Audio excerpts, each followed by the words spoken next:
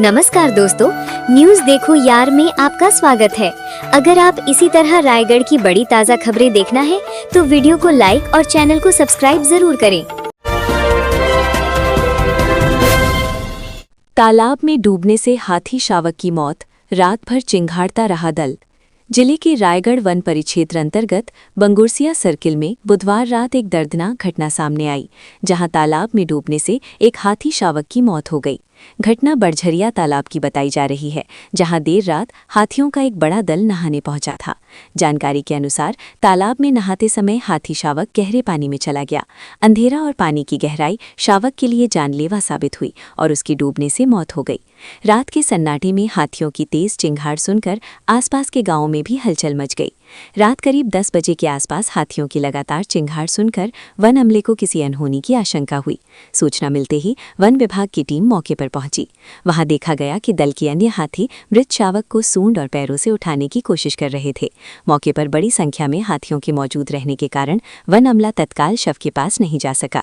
सुरक्षा को देखते हुए स्टाफ ने दूरी बनाए रखी। रायगढ़ में सड़क पर मचा कोहराम, आमने सामने की टक्कर ने छीनी 3 जिंदगियां। जिले के तमनार थाना क्षेत्र में शुक्रवार शाम एक दर्दनाक सड़क हादसे में पति पत्नी सहित 3 लोगों की मौत हो गई। 2 बाइकों की आमने सामने हुई जोरदार टक्कर में यह हादसा हुआ, जिससे पूरे इलाके में शोक की लहर फैल गई है। प्राप्त जानकारी के अनुसार ग्राम टपरंगा निवासी काशीराम भुईहर 60 अपनी पत्नी द्रौपदी भुईहर 58 के साथ बाइक से बेटी के घर गिरसिमा गए हुए थे। शुक्रवार शाम दोनों अकमेगाम लौट रहे थे। इसी दौरान टांगर घाट और डूमर घुचा के बीच सामने से आ रही एक अन्य बाइक ने उनकी मोटरसाइकिल को टक्कर मार दी। हादसे में काशीराम भुईहर को सिर में गंभीर चोट आई, जिससे उनकी मौके पर ही मौत हो गई। गंभीर रूप से घायल द्रौपदी भुईहर को तमनार अस्पताल ले जाया गया, जहां उपचार के दौरान उनकी भी मौत हो गई। घटना की सूचना मिलते ही परिजन अस्पताल पहुंचे, जहां मातम का माहौल बन गया। दुर्घटना में दूसरी बाइक पर सवार युवक को भी सिर, हाथ, पैर और शरीर के अन्य हिस्सों में गंभीर चोटें आई थीं। परिजन उसे बेहतर इलाज के लिए ओडिशा के अस्पताल लेकर गए, जहां उपचार के दौरान उसकी भी मौत हो गई। हालांकि इस संबंध में पुलिस द्वारा आधिकारिक पुष्टि की प्रक्रिया जारी है।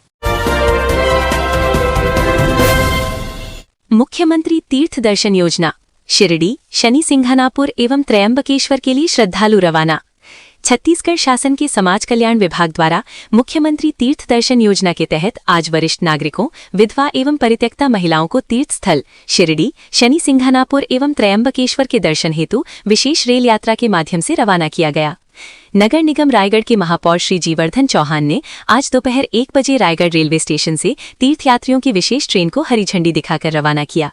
इस अवसर पर सभी तीर्थयात्रियों को ठंड से बचाव हेतु गर्म कपड़े, कंबल भी वितरित किए गए। मौके पर सभापति श्री डिग्रीलाल साहू एवं जिला पंचायत सदस्य उपस्थित रहे। उप संचालक समाज कल्याण ने जानकारी देते हुए बताया कि इस तीर्थयात्रा में रायगढ़ जिले के शहरी एवं ग्रामीण क्षेत्रों से कुल 273 यात्रियों का चयन किया गया। शहरी क्षेत्र में नगर पालिक निगम रायगढ़ से 12, नगर पंचायत किरोड़ीमल नगर से 7, नगर पालिका परिषद खरसिया से 10, नगर पंचायत पुसौर, घरघोड़ा, लैलुंगा एवं धर्मजयगढ़ से 9 यात्री शामिल रहे। वहीं ग्रामीण क्षेत्र से जनपद पंचायत रायगढ़ से 31, खरसिया से 30, पुसौर से 33, घरघोड़ा से 15, तमनार से 27, लैलुंगा से 27 एवं धर्मजयगढ़ से 42 तीर्थयात्री शामिल थे। घने वनांचल के विद्यालय पहुंचे कलेक्टर, शिक्षा के नवाचारों को सराहा। कलेक्टर श्री मयंक चतुर्वेदी घरघोड़ा एवं धर्मजयगढ़ विकासखंड के दौरे पर थे। इसी दौरान उन्होंने धर्मजयगढ़ तहसील के अंतिम छोर पर स्थित सुदूर वनांचल क्षेत्र के ग्राम पंचायत देउरमार के आश्रित ग्राम लामीखार में संचालित शासकीय प्राथमिक शाला का निरीक्षण किया और स्कूल में बच्चों के शारीरिक, मानसिक और बौद्धिक विकास के लिए किए जा रहे नवाचार प्रयासों का मुआयना किया और बच्चों के सीधे रूबरू हुए।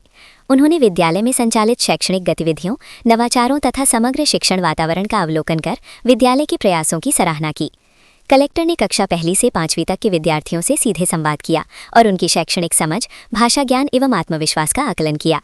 विद्यार्थियों द्वारा हिंदी एवं अंग्रेजी भाषा में सहजता से दिए गए उत्तरों से कलेक्टर अत्यंत प्रसन्न दिखाई दिए। उन्होंने बच्चों की अभिव्यक्ति क्षमता, अनुशासन एवं सीखने की रुचि की प्रशंसा करते हुए इसे शिक्षकों के सतत मार्गदर्शन का परिणाम बताया। कलेक्टर ने विद्यालय परिसर में निर्मित पूर्णतः शिक्षण अनुकूल प्रिंट रिच वातावरण का अवलोकन किया। कबाड़ से जुगाड़ की अवधारणा पर आधारित पवन चक्की, सौर ऊर्जा मॉडल, यातायात संकेत, माइलस्टोन, भारत एवं छत्तीसगढ़ के मानचित्र सहित विविध शिक्षण सामग्री को उन्होंने अनुभव आधारित शिक्षण का उत्कृष्ट उदाहरण बताया। कलेक्टर ने कहा कि इस प्रकार के नवाचार बच्चों में जिज्ञासा, तार्किक सोच एवं व्यवहारिक ज्ञान को विकसित करते हैं।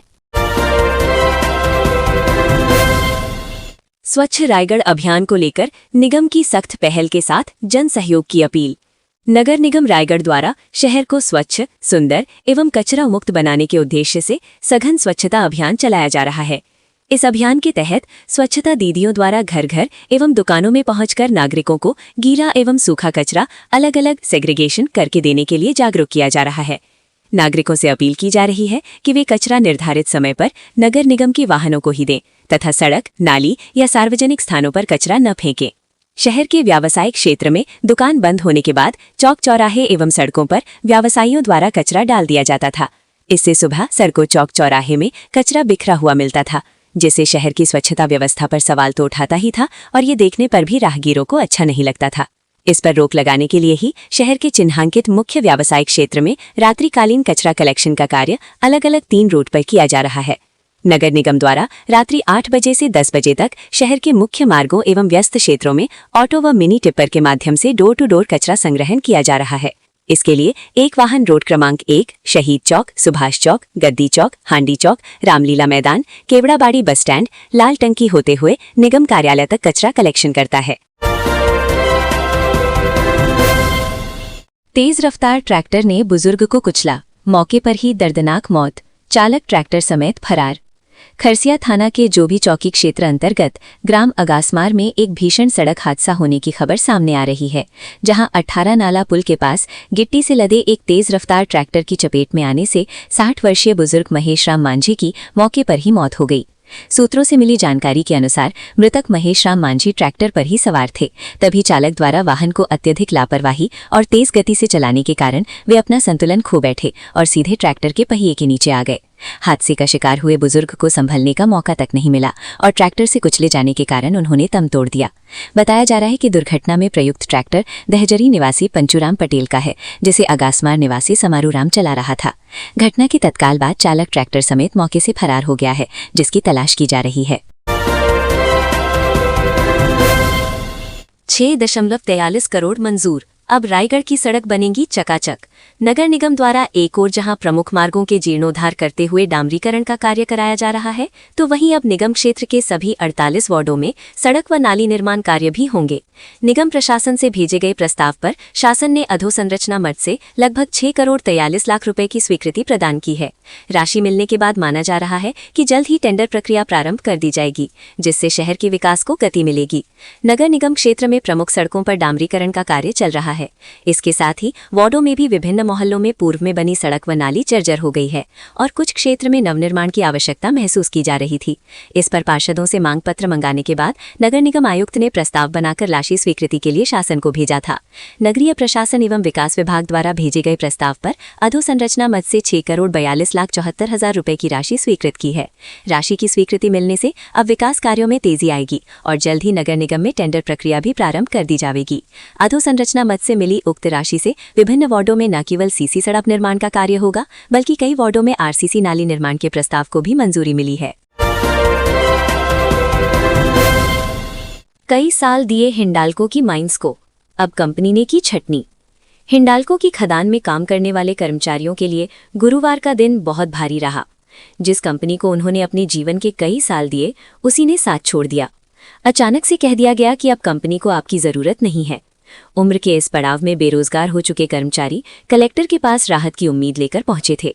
रायगढ़ की कोयला खदानों में से 2 खदानें गारे पैलमा 4/4 और गापे 4/5 को हिंडाल्को इंडस्ट्रीज ने नीलामी में हासिल किया था। इसमें से गापे 4/5 को हिंडाल्को ने सरेंडर कर दिया, जिसके बाद दोबारा नीलामी की गई, जिसमें सारडा एनर्जी ने इसे हासिल किया। हिंडाल्को के जो भी कर्मचारी इस खदान में बचे हुए थे, उनसे कहा गया था कि उनको काम से नहीं निकाला जाएगा। कंपनी के पास कई खदानें हैं जिनमें उनको समायोजित किया जाएगा, लेकिन अब ये वादा भूलकर हिंडाल्को ने 42 कर्मचारियों को एक साथ निकाल दिया है। बुधवार को 42 श्रमिकों को निकाला गया और गुरुवार को उनके अकाउंट में पूरा भुगतान कर दिया गया। बताया जा रहा है कि करीब 100 कर्मचारियों को निकाला जा चुका है। अब कंपनी प्रबंधन इनसे बात भी करने को तैयार नहीं है।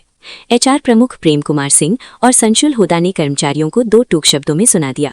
इन कर्मचारियों में किसी की उम्र 50 साल है तो किसी की 45 साल। कई साल से इन्होंने हिंडाल्को के लिए काम किया, लेकिन अब इनके साथ ऐसा बर्ताव किया जा रहा है। आदिवासी जमीन का बेनामी अंतरण, लीज दिखाकर व्यावसायिक निर्माण। आदिवासी व्यक्ति की भूमि को कोई गैर आदिवासी क्रय नहीं कर सकता। इसके लिए कलेक्टर की अनुमति जरूरी है। कई लोग दूसरे तरीके से आदिवासी जमीनें हड़पते हैं। काशीचुआ में एक व्यक्ति ने गांव की ही एक महिला के नाम पर एक आदिवासी की जमीन खरीदी और अब लीज पर दिखाकर व्यावसायिक निर्माण कर रहा है। आदिवासियों का अस्तित्व सुरक्षित रखने के लिए सरकार उनकी अचल संपत्तियों के संरक्षण के लिए नियम बनाती है। इन्हीं में से एक नियम ये है कि आदिवासियों की जमीनें कोई गैर आदिवासी बिना अनुमति के नहीं खरीद सकती। रायगढ़ से खरसिया के बीच NH किनारे ग्राम पंचायत काशीचुआ स्थित है। NH 47 किनारे गंगाधर राठिया की भूमि स्थित है। जानकारी मिली है कि रितेश साहू पिता नारायण साहू निवासी अमलीडिपा पंडरीपानी इस जमीन को हथियाने के लिए बेनामी खरीदी का सहारा ले रहा है। गांव की ही महिला गणेशी राठिया के नाम पर उक्त भूमि की खरीदी की गई है। बिना ग्राम पंचायत की अनुमति के उक्त भूमि पर समतलीकरण कर व्यावसायिक निर्माण किया जा रहा है। गणेशी राठिया के नाम पर महंगी जमीन खरीदी गई है, जबकि महिला की आर्थिक स्थिति ऐसी नहीं है। वो गरीबी रेखा के नीचे जीवन यापन कर रही है। ग्रामीणों के पूछने पर रितेश का कहना है कि उसने जमीन को 90 साल के लिए लीज पर लिया है। इसके लिए स्टैम्प पेपर भी दिखाता है। इसकी शिकायत कलेक्टर से की गई है। जिले में पल्स पोलियो अभियान आज से। पोलियो से बच्चों को बचाने के लिए पल्स पोलियो अभियान 21 दिसंबर से शुरू होगा। जिले में 1,79,959 बच्चों को जिंदगी की 2 बूंद पिलाई जाएगी। केंद्र तक न पहुंच पाने वाले बच्चों को अगले दिनों में भी ड्रॉप दी जाएगी। अभियान के दौरान बस स्टैंड, रेलवे स्टेशन, बाजार और औद्योगिक क्षेत्रों में मोबाइल टीमों की तैनाती की जाएगी।